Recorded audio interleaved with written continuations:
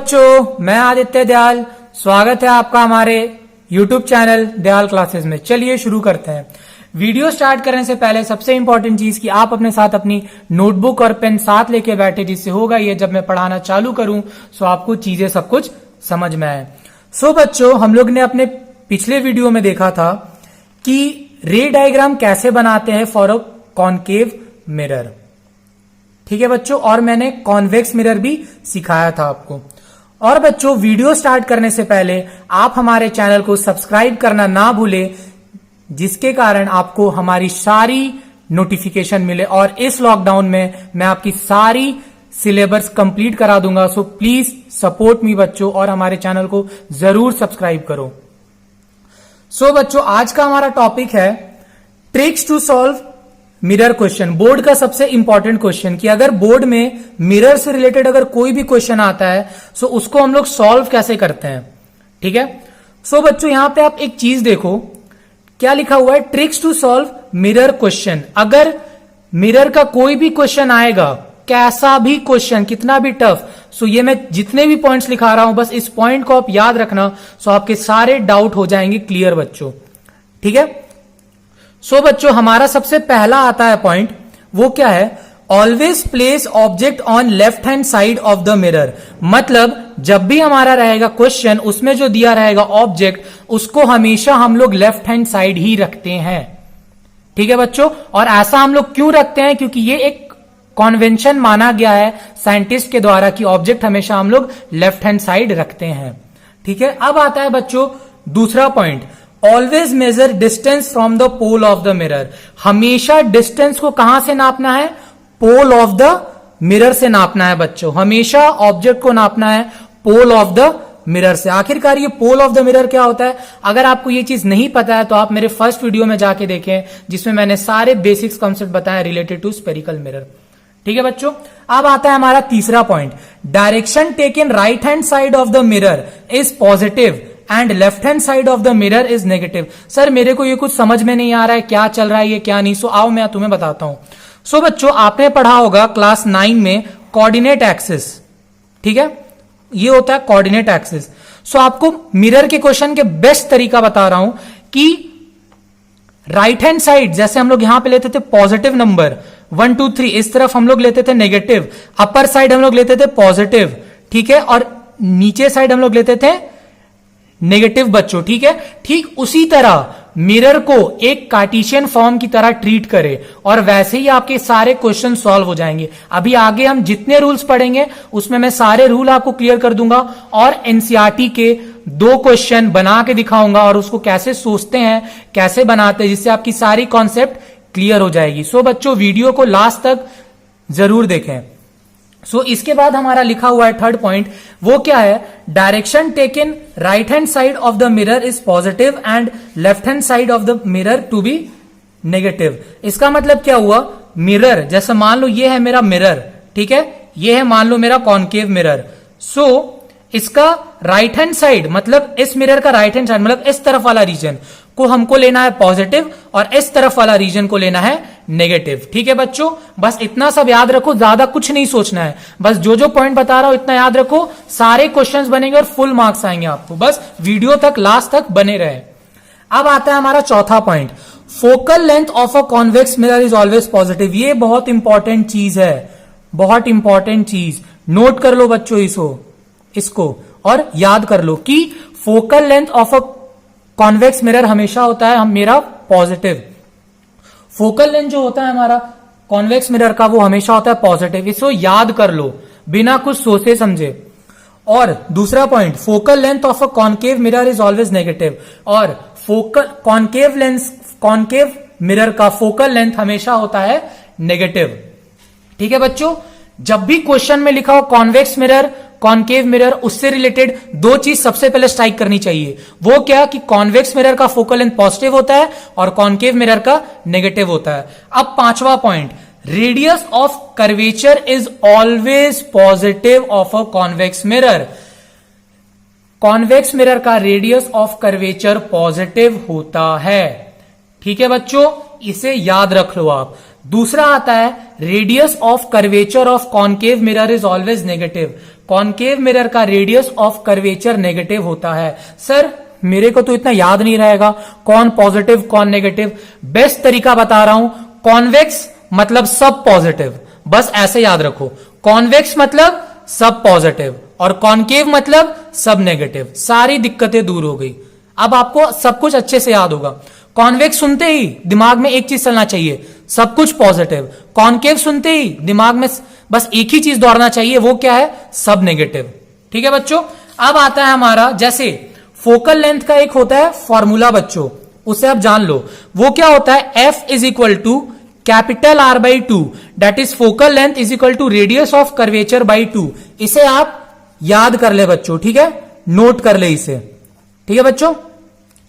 अब आता है, देखो सबसे इंपॉर्टेंट पॉइंट, अभी तक मैंने जितने भी ऊपर ट्रिक्स बताए वो दोनों कॉन्वेक्स और कॉनकेव मिरर दोनों में एप्लीकेबल है बच्चों। This formula is applicable to both convex and concave mirror. अब बच्चों बहुत इंपॉर्टेंट चीज आपको मैं यहां पे बताने जा रहा हूं, एकदम ध्यान से सुनना। यह है अपना कॉनकेव मिरर, ठीक है बच्चों, यह है अपना कॉनकेव मिरर। ठीक है। अब मान लो रे ऑफ लाइट ऐसे आती है, ठीक है। अगर आपको ये चीज नहीं समझ में आती है सो बस आप एक ही चीज एक दिमाग में फिट कर लो कि कार्टेशियन एक्सिस को ट्रीट करो, right hand side positive left hand side negative, ऊपर वाला पॉजिटिव नीचे वाला नेगेटिव। ठीक है बच्चों, तब भी आप इसे, मैं समझाने की कोशिश कर रहा हूं तब भी समझो इसे। ये है अपना मिरर, इधर से आ रही है कोई भी ray of light. Concave mirror में ये होता है रिफ्लेक्टिंग साइड जहां पे हमारी रे टकराती है बच्चों। ठीक है। सो मैंने देखो यहां क्या लिखा है, एरो इस तरफ दिया है पॉजिटिव, मतलब इस तरफ राइट हैंड साइड कुछ भी पॉजिटिव तो लेफ्ट हैंड साइड क्या होगा, नेगेटिव।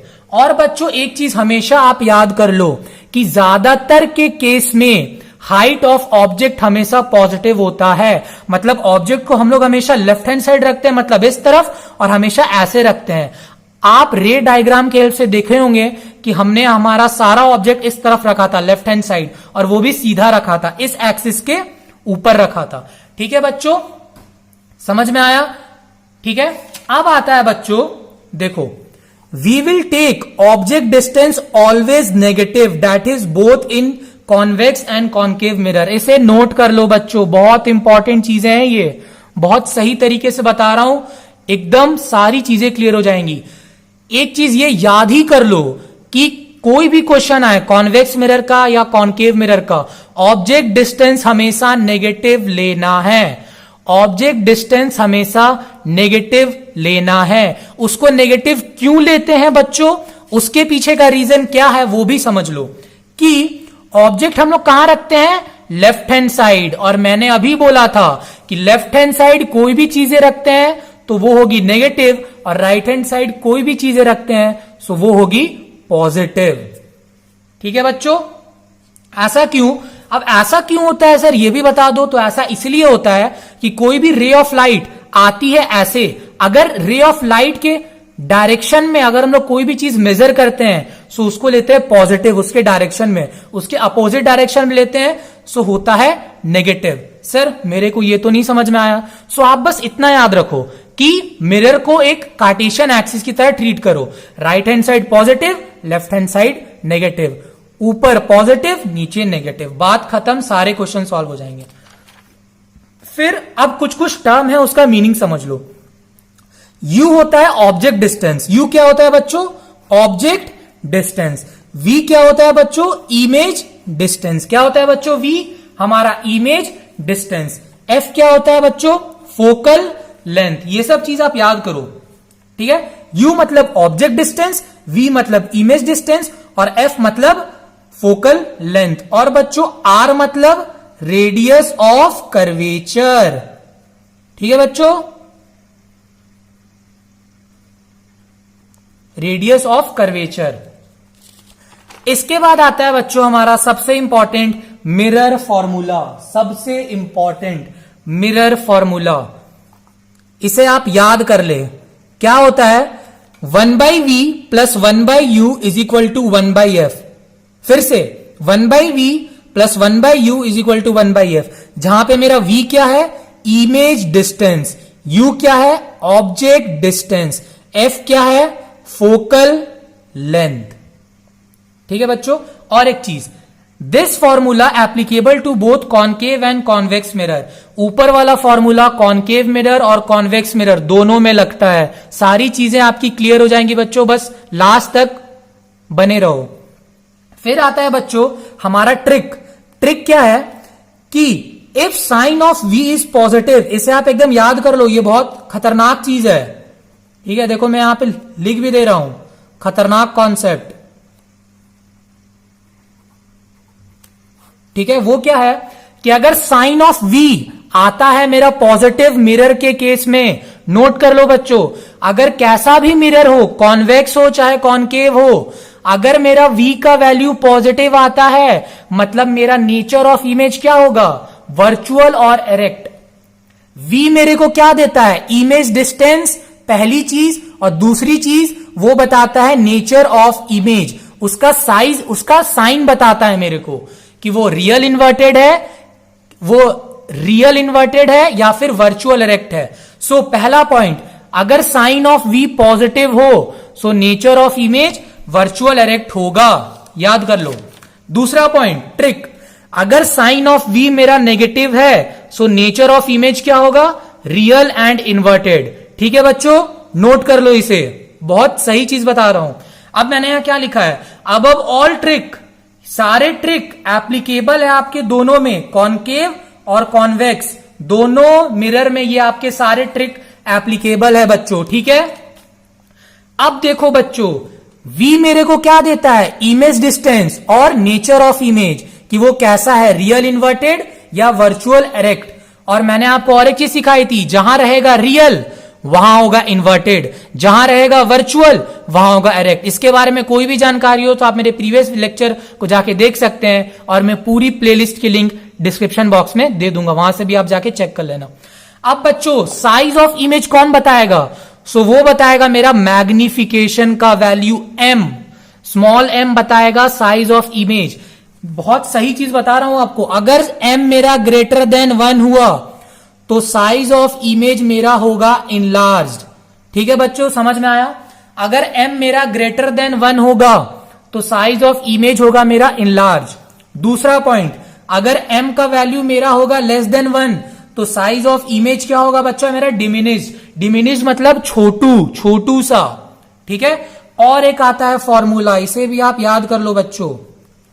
मैग्निफिकेशन के फॉर्मूले में और लेंस के फॉर्मूले में बहुत सारे बच्चे कंफ्यूज होते हैं, सो इसीलिए इसे आप अच्छे से याद कर लो। क्या है, magnification is equal to height of image divided by height of object is equal to minus V by U।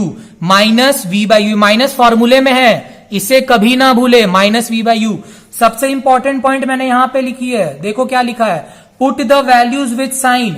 ऊपर वाले फॉर्मूले में कोई भी तुम वैल्यू पुट करोगे तो साइन के साथ करोगे। ठीक है बच्चों, इसे कभी भी मत भूलना, हमेशा साइन के साथ वैल्यू पुट करना। ठीक है, अब आता है एक क्वेश्चन बनाते हैं और अपने सारी चीजों को क्लियर करते हैं। ठीक है बच्चों, चलो।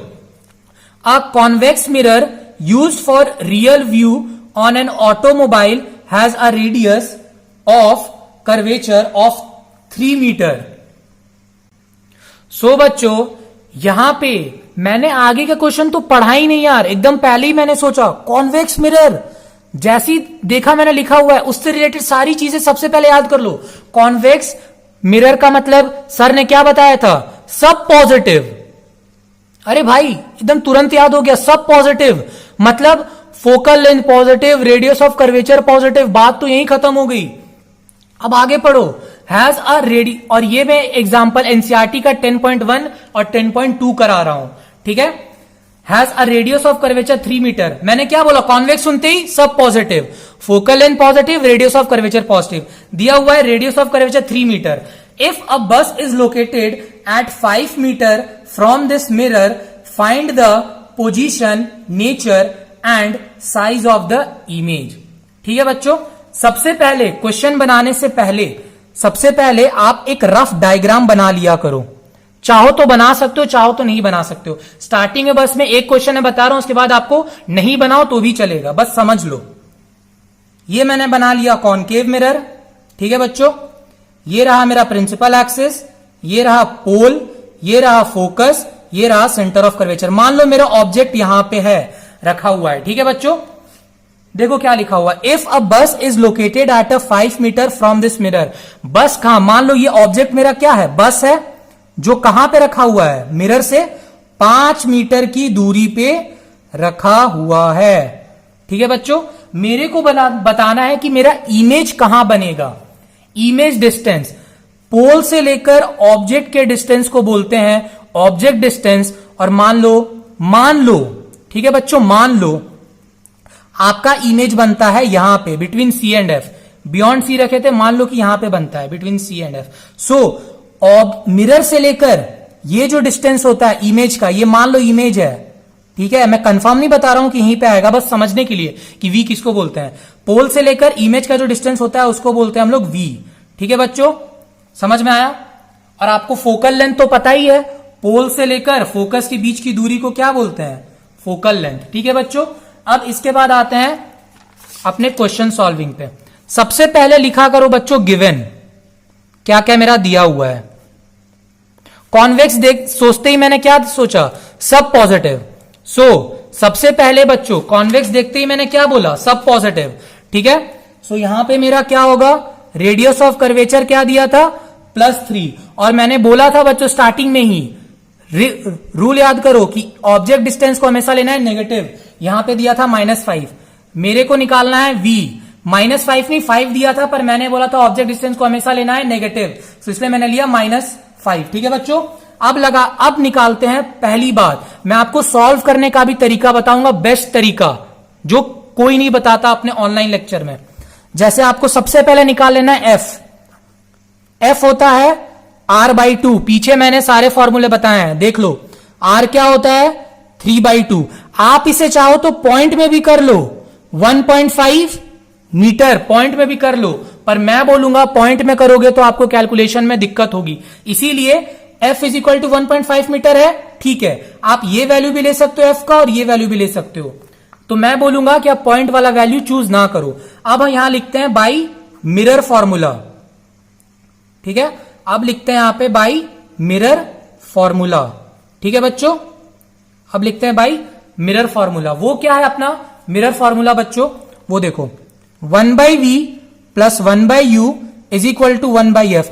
अभी वैल्यू नहीं बैठाना है, पहले v को एक तरफ बाकी को एक तरफ कर देना है, फिर वैल्यू बैठाना है, उससे कभी भी गलती नहीं होगी। 1/v को एक तरफ, 1/f - 1/u, अब जाके बैठाना है वैल्यू। f के जगह बैठा है 3/2, u के जगह बैठा है -5। ठीक है, 3/2 था ऊपर चला गया, 2/3 माइनस प्लस 1/5। नीचे आया मेरा एलसीएम 15, फिर क्या 3 5 5 2 10, 5 3 5 3 15, 3 आया 13/15। और बच्चों मैं इसका कैलकुलेशन यहां पे कर दे रहा हूं, अब आप यहां पे गौर करना क्या आया बच्चों मेरा, ध्यान से देखना। ठीक है, 1/v इज इक्वल टू 13/15। बहुत सारे बच्चे यहीं पे गलती करते हैं, 1/v को v लिखना ना बोलते, हम लोग को v चाहिए रहता है। 15/13 जब आप इसे डिवाइड करोगे तो आपका आंसर आएगा 1.15 मीटर। अब मेरे को क्या निकालना था, मैग्निफिकेशन। मैग्निफिकेशन हम लोग क्यों निकालते हैं बच्चों, क्योंकि हम लोग को साइज ऑफ इमेज बताना था। ठीक है बच्चों, मैग्निफिकेशन का फॉर्मूला होता है height of image divided by height of object is equal to -v/u।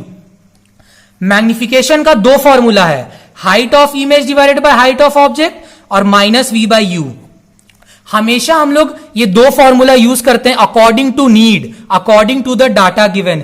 यहां पे हम लोग ये वाला फॉर्मूला नहीं लगाएंगे बच्चों, क्यों, क्या यहां पे कहीं हाइट ऑफ ऑब्जेक्ट दिया हुआ है, नहीं, सिर्फ क्या दिया हुआ है v और u। सो ये फॉर्मूला लगाएंगे। इक्वल टू का मतलब क्या हुआ, ये इसके बराबर, ये इसके बराबर, ये तीनों आपस में बराबर। ठीक है बच्चों, सो यहां पे लिखेंगे m is equal to -v/u और साइन हम लोग बैठाते हैं value with sign. So -v का वैल्यू क्या होगा बच्चों हमारा 1.15 और u क्या था -5, माइनस माइनस कटा। जब आप इसे सॉल्व करोगे, अब इसे सॉल्व करने का तरीका ही बता दे रहा हूं। ऊपर देखो 2 पॉइंट है, नीचे आ जाएगा 200, 5 से कटेगा 5 1 और ये 2 3, 2 0 था 1 2, 0.23 आ गया मेरा मीटर। ठीक है बच्चों, सो ये आ गया मेरा, देख सकते हैं आप, मैग्निफिकेशन आ गया पॉजिटिव। ठीक है, और मेरा V भी क्या आया था, पॉजिटिव। ठीक है बच्चों, ये जो फॉर्मूला है इसको कैसे यूज करते हैं आप समझ में आ गया, according to the data given. ठीक है बच्चों, अब हम लोग को लास्टली लिखना था nature of image, position of image और साइज ऑफ इमेज। आइए उसको हम लोग यहां पे लिखते हैं। ठीक है बच्चों, यहां पे, ठीक है, समझना, ये पिछले वाले का मैं लिख रहा हूं। सो नेचर ऑफ इमेज क्या होगा,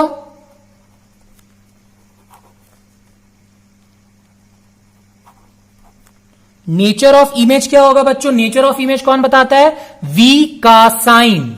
V का साइन क्या है, पॉजिटिव, मतलब वर्चुअल एंड डायरेक्ट। समझ में आया बच्चों, मैंने आपको बताया था कि V का साइन बताता है nature of image. Size of image कौन बताता है, M का वैल्यू।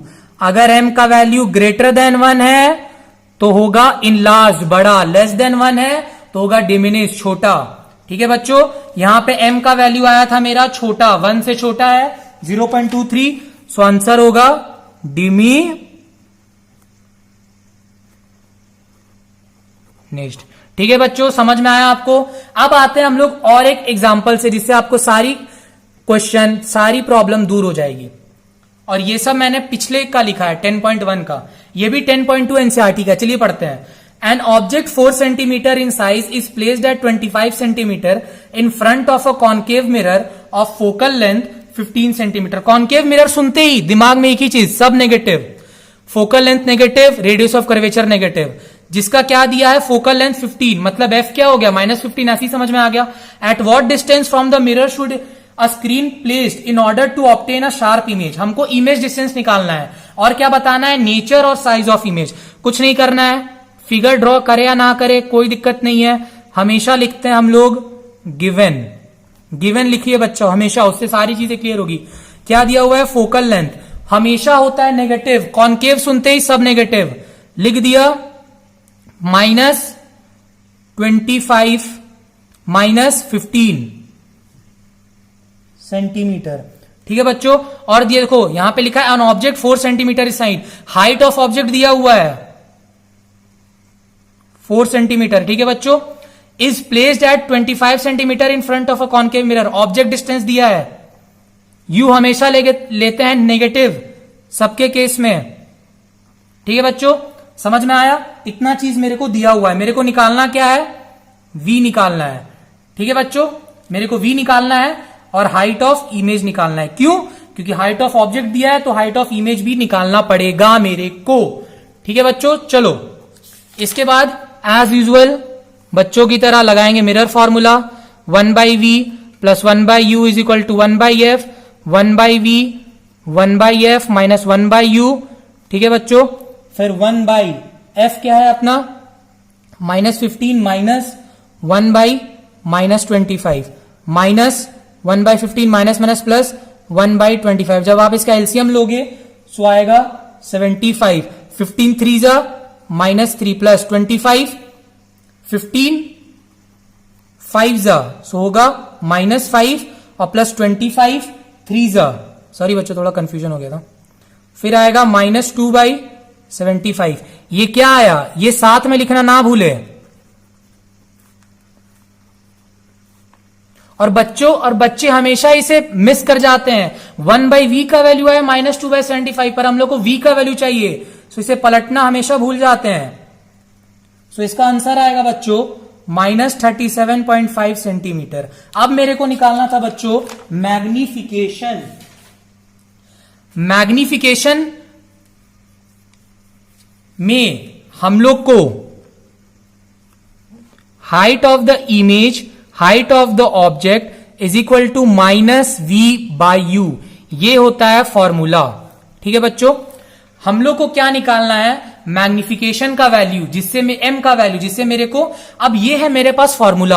अब दिमाग लगाना है कि यार हाइट ऑफ इमेज कैसे निकाले, m का वैल्यू कैसे निकाले। सो देखो बच्चों मैं कैसे कर रहा हूं, तोड़ तोड़ के कर रहा हूं। ये तीनों आपस में इक्वल है, मतलब ये इसके बराबर, ये इसके बराबर, मैंने इसे ले लिया, समझना बच्चों। सो m, जिससे मेरे को m का वैल्यू पता चल जाएगा। v का वैल्यू था मेरा -37.5 और u था -25, माइनस माइनस कट गया। जब आप इसे करोगे, ये आगे नीचे 10, जब आप इसे सॉल्व करोगे सो आएगा आपका -1.5। और बच्चों मैग्निफिकेशन का कोई यूनिट नहीं होता है। मेरा m का वैल्यू तो आ गया, क्या है बच्चों, -1.5, 1.5 1 से बड़ा, इसका मतलब इमेज क्या होगा, size of image in large. अब मेरे को निकालना था हाइट ऑफ इमेज और हाइट ऑफ ऑब्जेक्ट। सो मैंने क्या बोला, ये इसके बराबर, मतलब ये वाला केस ले सकते हैं, और ये इसके, मतलब m - v/u भी होता है और m हाइट ऑफ इमेज और हाइट ऑफ ऑब्जेक्ट भी होता है। अकॉर्डिंग टू द नीड हम लोग लगाते हैं। अब फिर से यही चीज लगाएंगे, m height of image divided by height of object. ठीक है बच्चों। सो m का वैल्यू क्या था, -1.5, हाइट ऑफ इमेज हम लोग को निकालना था, ठीक है, और हाइट ऑफ ऑब्जेक्ट दिया था 4। सो हाइट ऑफ इमेज क्या होगा, क्रॉस मल्टीप्लाई क्या होगा, 4 इंटू -1.5 क्या होगा, -6 सेंटीमीटर। ठीक है बच्चों, समझ में आया आपको। अब इसके बाद की कहानी बच्चों, ये तो मेरे को समझ में आ गया कि मैग्निफिकेशन आया -6, ठीक है, हाइट ऑफ इमेज आया -6, मैग्निफिकेशन -1.5, v आया मेरा -। अब मेरे को बताना है nature size of image. So nature of image कौन बताता है बच्चों, वो बताता है v का साइन, क्या था वो, नेगेटिव। तो क्या होगा ये, रियल एंड इन्वर्टेड। समझ में आ गया बच्चों, सारी कॉन्सेप्ट क्लियर। साइज कौन बताता है, m का वैल्यू। सो m का वैल्यू यहां पे ग्रेटर देन 1 था, सो क्या होगा, इनलार्ज्ड। ठीक है बच्चों। सो ये 2 क्वेश्चन हैं एनसीईआरटी के, आपको सारे कॉन्सेप्ट क्लियर हो गए होंगे। मैं नेक्स्ट वीडियो में और भी 10 न्यूमेरिकल्स डाल दूंगा जिससे और भी क्लियर हो जाए आपको। सो thank you for watching my video guys, और हमारे चैनल को सब्सक्राइब करना ना भूले, और प्लीज सपोर्ट मी बच्चों, मैं ऐसे ही वीडियो हर दिन अपलोड करता हूं। So thank you for watching my video guys, bye bye, see you all and take care.